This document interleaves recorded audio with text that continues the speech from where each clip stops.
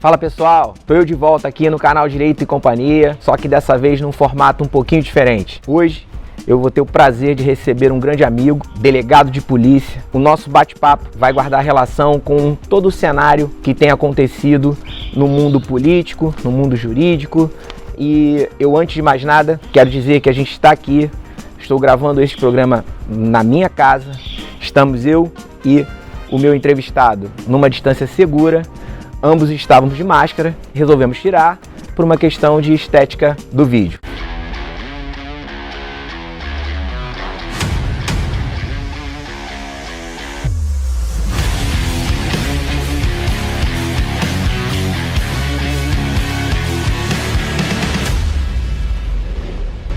Eu vou começar pedindo para que ele próprio se apresente. Meu nome é Aderval Delfino, trabalhei no Rio de Janeiro como delegado de Polícia Federal por 20 anos, agora estou aposentado. Eu sou egresso da cidade de Goiânia, onde fui advogado militante por 5 anos, fiz concurso nacional, aprovado, vim tomar posse no Rio de Janeiro, e onde eu trabalhei durante toda a minha vida profissional como delegado federal. Aqui exerci diversas funções, né, como assistente do superintendente, como chefe da Delegacia de Polícia Fazendária, chefe do Serviço de Fiscalização do Tráfico Internacional. Então tenho uma boa vivência na área e estou à disposição do amigo para eventuais dúvidas. O objetivo desse nosso encontro, Delfino, é exatamente para poder permitir esclarecer, prestar uma informação, porque tudo que a mídia trouxe até então é com relação a supostas interferências, colocações um pouco, no meu entendimento, que menosprezam um pouco a índole e a instituição Polícia Federal. Então, eu resolvi te convidar. Tenho aqui algumas dúvidas que talvez sejam dúvidas também de muita gente que assiste o canal e efetivamente gostaria de estar sabendo o outro lado. E aí eu queria então bater esse papo contigo. Vamos lá? Fique à vontade. Vamos lá. Quando você estava na ativa, quando você estava em plena atividade, como é que era o funcionamento de uma delegacia para que as pessoas possam entender? O que um delegado de polícia faz no seu dia a dia? Bom, eu vou dizer da minha experiência em delegacia, que eu trabalhei na Delegacia de Polícia Fazendária. Dentro da Polícia Federal, por acaso, é a maior delegacia que nós temos. Temos ordem política e social, entorpecentes e tal, mas a fazendária é como se tinha um Maracanã dentro da Polícia Federal, onde 80% de tudo cai ali dentro. Sim.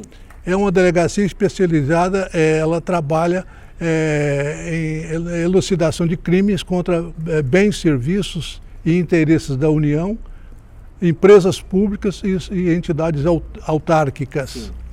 Então, todos os crimes que ocorrem no interesse da União nesses órgãos caem dentro da fazendária. Crimes esses financeiros, né? Relacionados à parte financeira. Financeiros, de fraude, de toda natureza, de furtos, roubos e tal,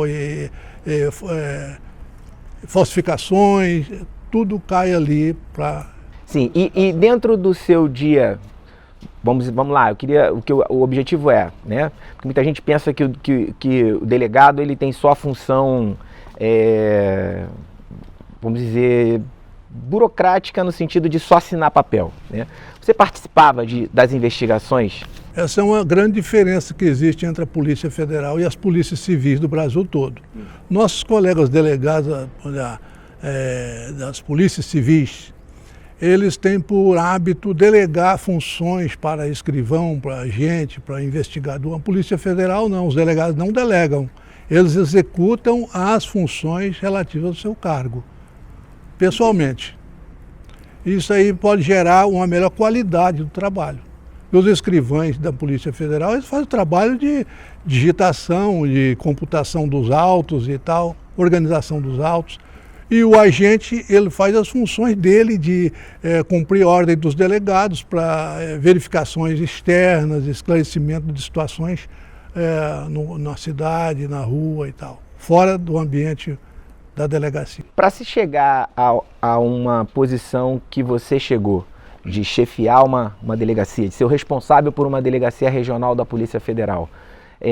O que foi necessário acontecer? Foi só mérito de carreira ou houve indicação do seu superior ou indicação de Brasília? Como é que funciona isso? O que ocorre a nível regional é mais ou menos o que ocorre a nível central, né? Como age o diretor-geral, normalmente é o espelho para o superintendente regional. Como foi escolhido para ser o responsável pela delegacia de polícia fazendária aqui no Rio. E é assim, discricionário do superintendente? Discricionário é uma questão, questão de, às vezes, simpatia, questão de amizade, questão de competência, disponibilidade, eficiência, tudo leva a autoridade administrativa em consideração para fazer a escolha. Entendi.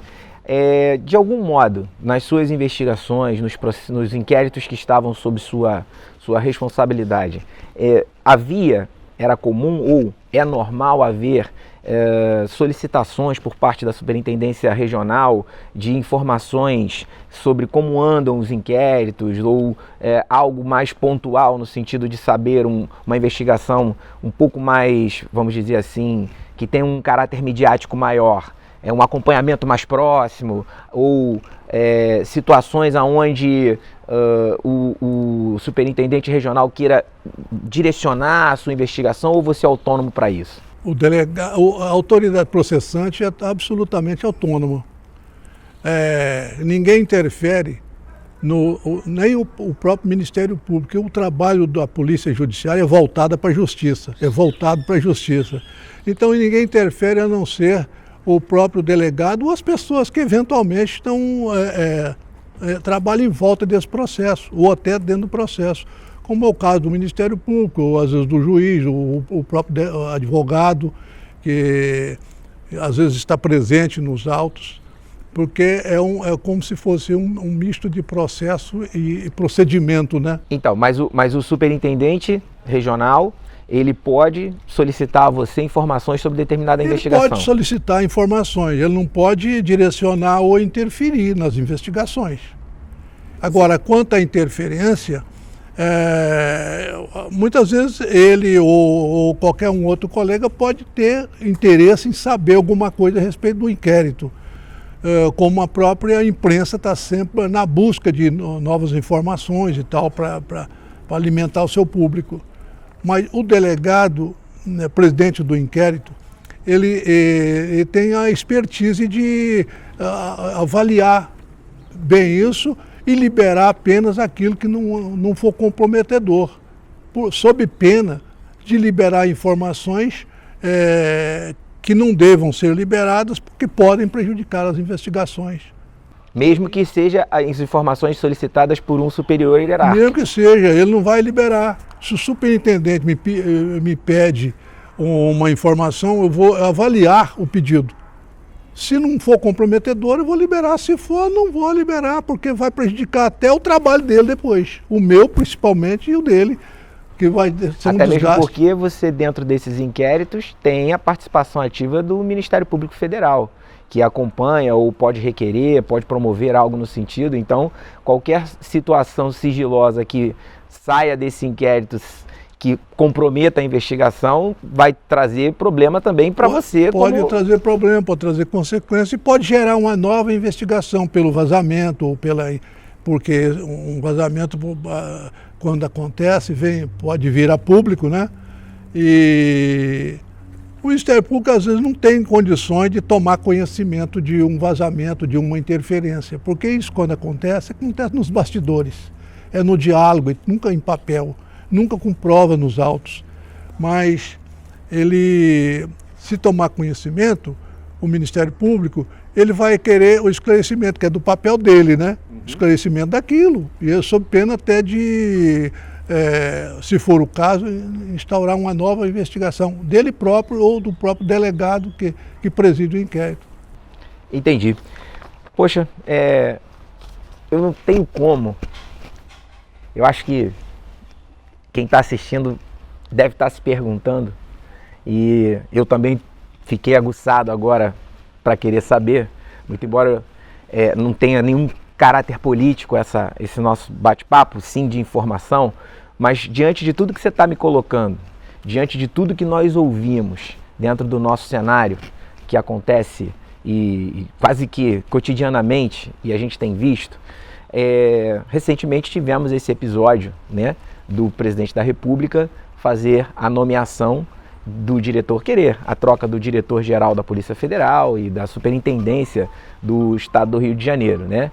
E, bom, você já havia esclarecido que isso acontece de fato, é um cargo de confiança e até mesmo se o diretor-geral e o superintendente são nomeados de confiança e o delegado também é nomeado pelo superintendente, né, de acordo com a discricionariedade dele, até então, em princípio, a mim não me parece ter tido nenhum tipo de procedimento fora do padrão.